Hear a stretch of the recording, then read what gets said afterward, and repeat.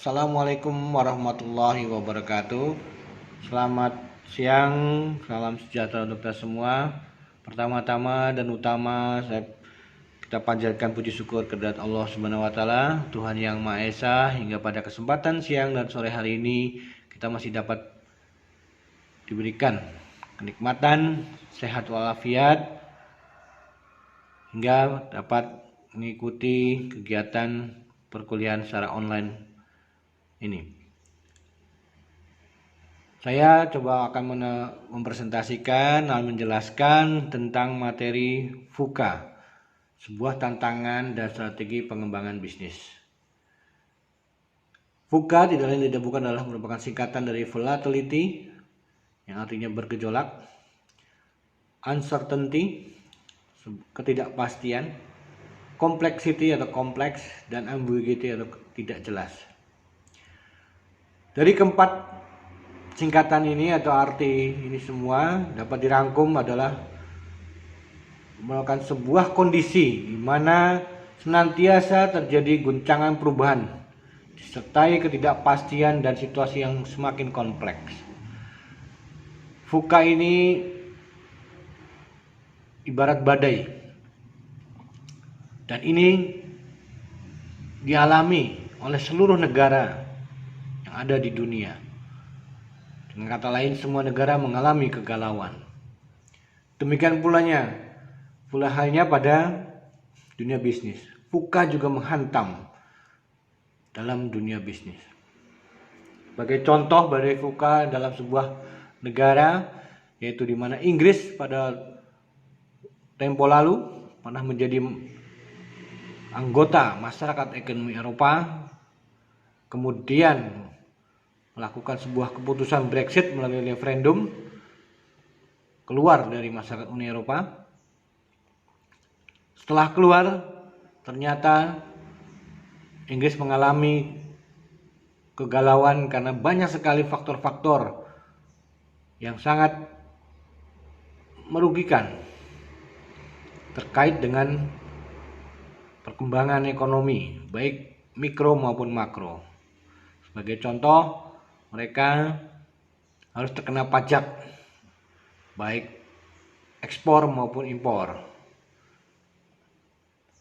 Itu salah satu contoh di dalam lingkup negara, kaitannya dengan sebuah perekonomian negara. Begitu pula kita bisa lihat pada saat ini, semua negara galau akibat pandemi COVID-19.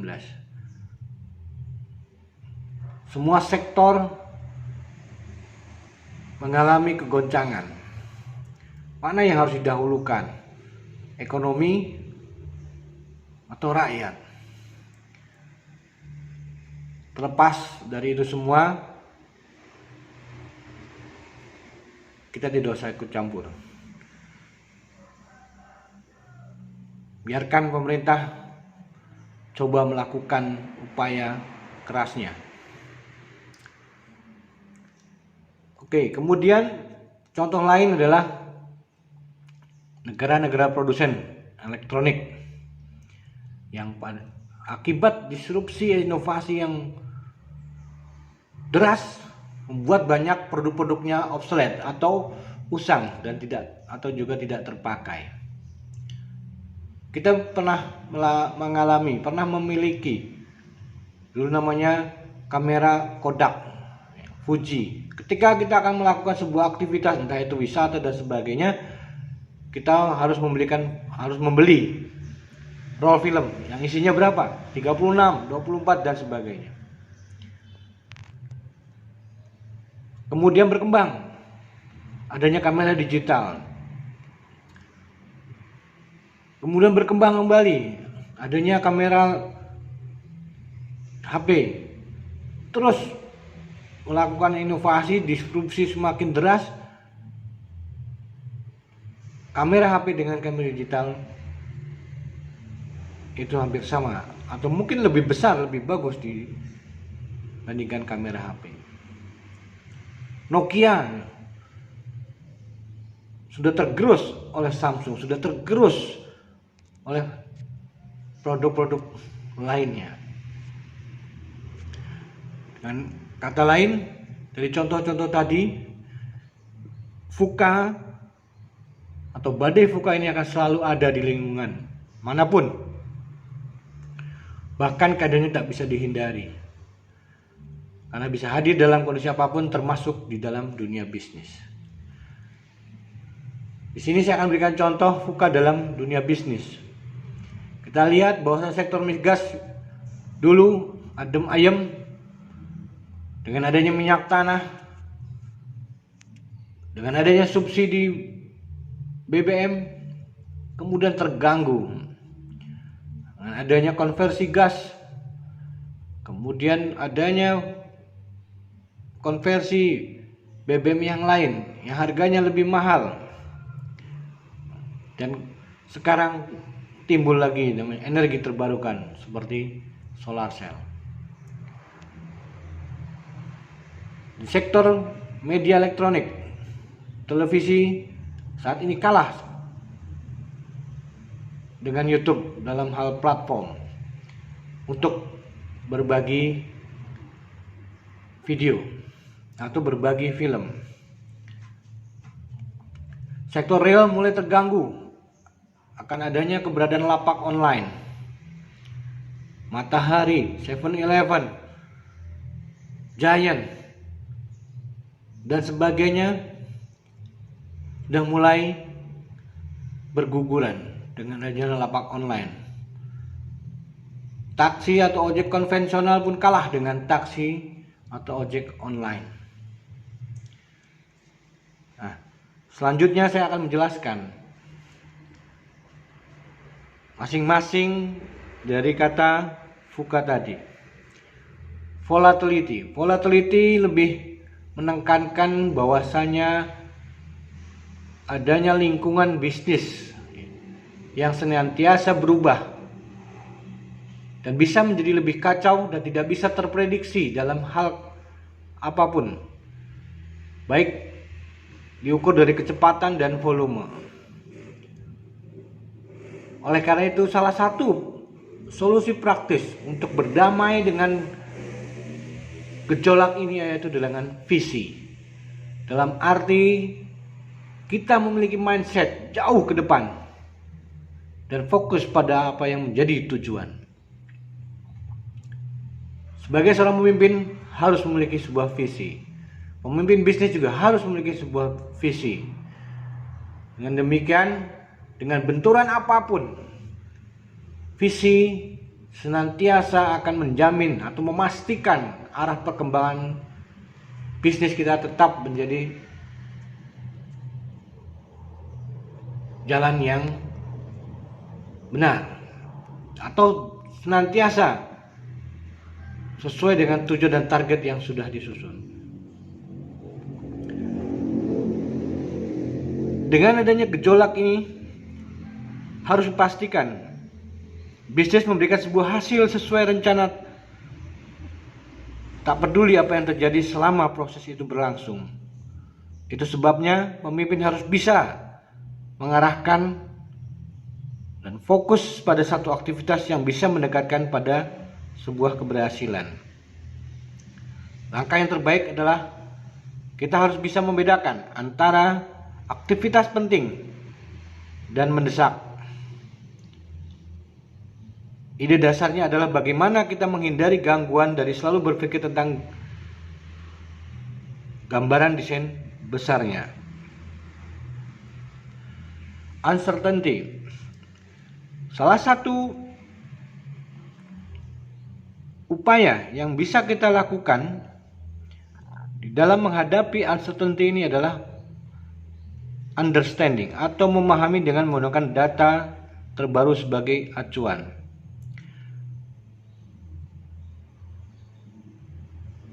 Ketidakpastian ini sebenarnya adalah karena sedikit sekali informasi atau data yang kita miliki, sehingga kita ragu, kita tidak mampu di dalam membuat sebuah keputusan yang besar. Dan untuk mengurangi ketidakpastian itu, pemimpin harus mau membuka data yang akurat, mau mencari data yang akurat, mau belajar dan bagaimana juga data-data yang terbaru terkait dengan proyek atau bisnis yang sedang ditangani.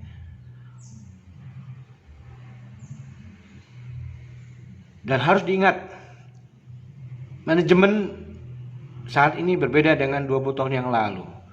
Pemimpin harus bisa memanfaatkan alat terbaru yang mampu menganalisis situasi dengan cepat, sehingga membuat sebuah proses pengambilan keputusan juga yang cepat dan tepat. Complexity yang menekankan bahwasanya adanya sebuah indikasi bahwasanya lingkungan yang sangat dinamis dengan banyak keterkaitan yang justru membuat sulit diurai. Dan untuk mengurai benang kusut dan mendapatkan benang merah dari complexity, yaitu dengan clarity. Dengan kata lain, bisa dimaknai dengan komunikasi sederhana dan jelas agar mudah tersampaikan. Ada kejelasan.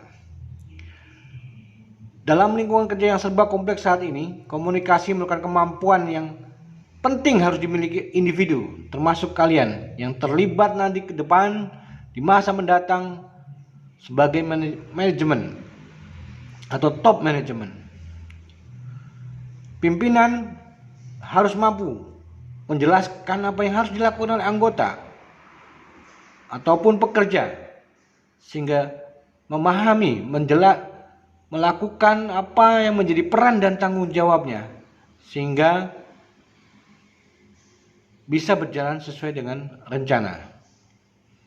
Dengan demikian juga kita bisa memahami apa yang salah jika sesuatu tak berjalan sesuai rencana. Bisa dilakukan sebuah tracer, bisa dilakukan sebuah penelusuran.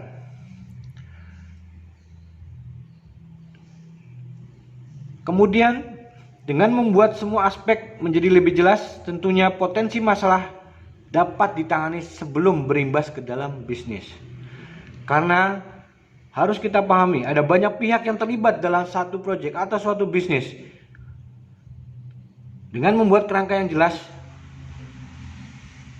dapat memicu interaksi antar individu, sehingga akan terjadi komunikasi yang efektif. Ambiguity atau bisa diartikan bahwasanya lingkungan bisnis ini tidak bisa terjelaskan karena informasi yang didapat bisa dimaknai dengan berbagai cara. Tak ada yang lebih melawan ambiguity dengan agility yang menyediakan fleksibilitas untuk menyesuaikan perubahan secepat mungkin. Agility di sini adalah sebuah ketangkasan, sebuah kemampuan untuk proaktif, untuk bisa menangkap, bisa menjawab sebuah permasalahan yang terjadi. Semisal situasi menjadi tak terjelaskan, pemimpin harus memiliki fleksibilitas sebagai upaya merespon perubahan dengan cepat. Dengan ketangkasan yang ada akan berimbas pada sifat atau sikap proaktif, alih-alih reaktif yang bisa membantu menyediakan strategi alternatif.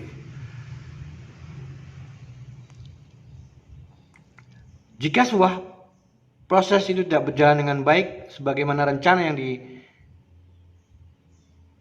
dicanangkan, pemimpin harus mempunyai rencana darurat dengan mengatur sebuah risiko yang harus diambil jika gagal. Pada level manajemen perlu mempelajari analisis risiko yang merupakan sebuah metode proaktif untuk memprediksi dampak negatif yang terjadi pada sebuah proyek atau sebuah bisnis, sehingga dengan demikian semua bisnis ini bisa berjalan dengan baik dalam lingkungan VUCA yang mana tiap aspek menjadi tidak jelas.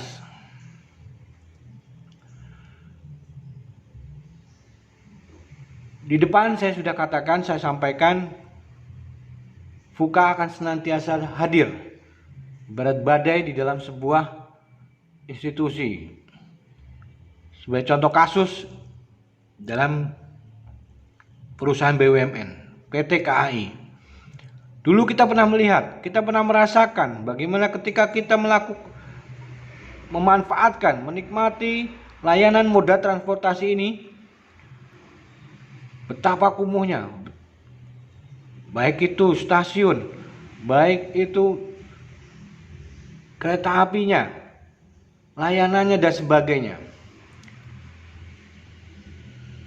PT KAI melakukan sebuah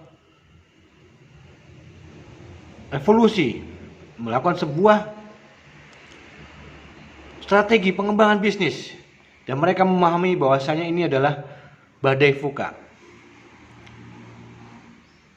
Mereka memahami bahwasanya konsumen mulai berubah perilakunya. Contoh dalam awalnya adalah konvensional, ketika kita mau naik kereta baru kita cetak, kita beli di tiketnya di stasiun. Tapi saat ini kita tidak perlu harus kita ke stasiun, sudah berubah ke era digital. Dan kemudian tiket online juga didahulukan dibandingkan antara kita datang ke stasiun. Karena dengan tiket online ini merupakan titik temu antara konsumen dan perusahaan. Semua fasilitas juga dan layanan hadir guna menunjang rasa nyaman saat menggunakan kereta api. Karena ini adalah ada perubahan perilaku konsumen. Konsumen ingin sebuah kenyamanan. Konsumen ingin memanfaatkan atau merasakan sebuah kenyamanan dan juga sebuah kenikmatan di dalam perjalanannya. Kemudian kita lihat bagaimana PT KAI di dalam menjual tiketnya senantiasa melakukan sebuah kolaborasi dengan platform pembelian jual beli tiket online dengan lapak-lapak online lainnya, Traveloka dan sebagainya. Nah, bagaimana menghadapi VUCA? Menghadapi VUCA bukan merupakan sebuah pilihan, tapi adalah merupakan sebuah keharusan saat ini dan juga di masa mendatang. Semua masalah internal maupun eksternal tentunya harus kita lakukan identifikasi secara detail sehingga kita dapat melakukan sebuah pendekatan-pendekatan yang strategis, yang kompleks, dan tidak memberikan sebuah keputusan yang bahasa sekarang ambyar. Kemudian kita senantiasa menciptakan baik secara personal maupun nanti ke depan sebagai top manajemen sebuah kekuatan mindset, sebuah kekuatan visi tentang masa depan baik institusi atau bisnis yang Anda lakukan. Jack Ma mengatakan bahwasanya kompetisi mendatang adalah kompetisi berbasis kreativitas dan imajinasi. Oleh karena itu, kita juga harus senantiasa meningkatkan kreativitas. Dulu orang berkompetisi berbasis pada seberapa banyak modal finansial yang dimiliki, namun perlu dipahami, kini kondisi sudah berubah dan modal finansial, pengetahuan dan aset sudah dikalahkan dengan modal kreativitas. Hampir semua unicorn baru yang muncul dan lalu bisa mengalahkan perusahaan-perusahaan konvensional karena mereka memiliki sebuah bekal kreativitas yang tinggi. Kemudian senantiasa melakukan risk literasi, melakukan sebuah analisis risiko.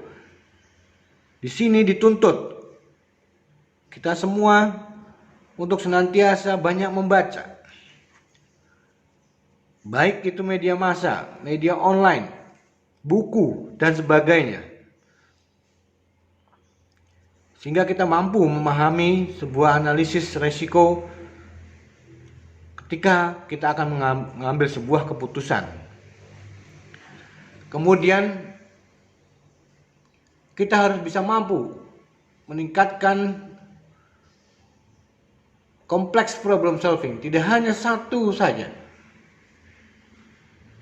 Sebagai contoh, ketika masalah A kita selesaikan, apakah akan ada masalah lanjutannya?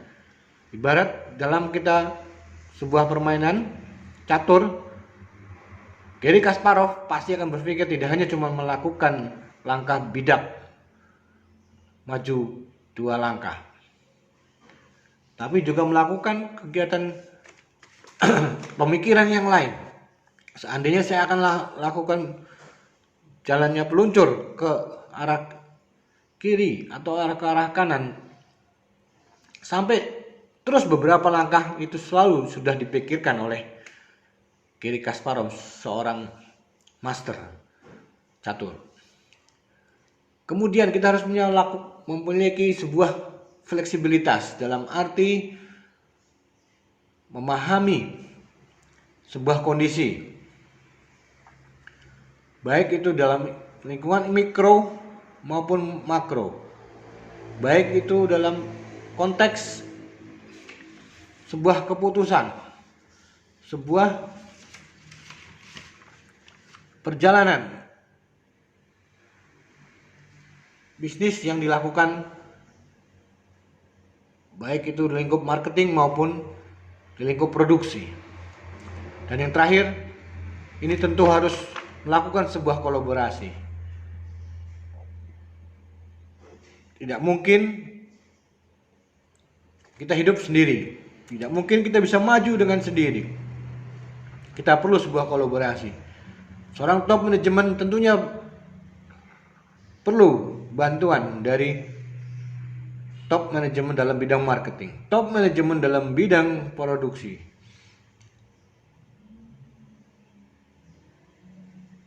Contoh tadi, PT KAI melakukan kolaborasi dengan pihak Traveloka, Lazada, dan sebagainya, di mana kita bisa akses untuk membeli tiket online. Bagaimana terakhir dari saya untuk di lingkup perguruan tinggi? Lingkup perguruan tinggi dituntut bagaimana menghasilkan sebuah SDM yang unggul. Namun, apakah perguruan tinggi atau kampus bisa menjamin akan menghasilkan SDM unggul? Itu semua menjadi pertanyaan baik saya dan juga Anda. Namun yang pasti, untuk SDM unggul haruslah senantiasa adaptif terhadap sebuah perubahan, responsif terhadap perubahan. Dengan demikian, kita senantiasa selalu membawa kebaruan, dan menghadapi kebaruan dibutuhkan belajar cepat, sehingga butuh mental sebagai pembelajar yang lincah.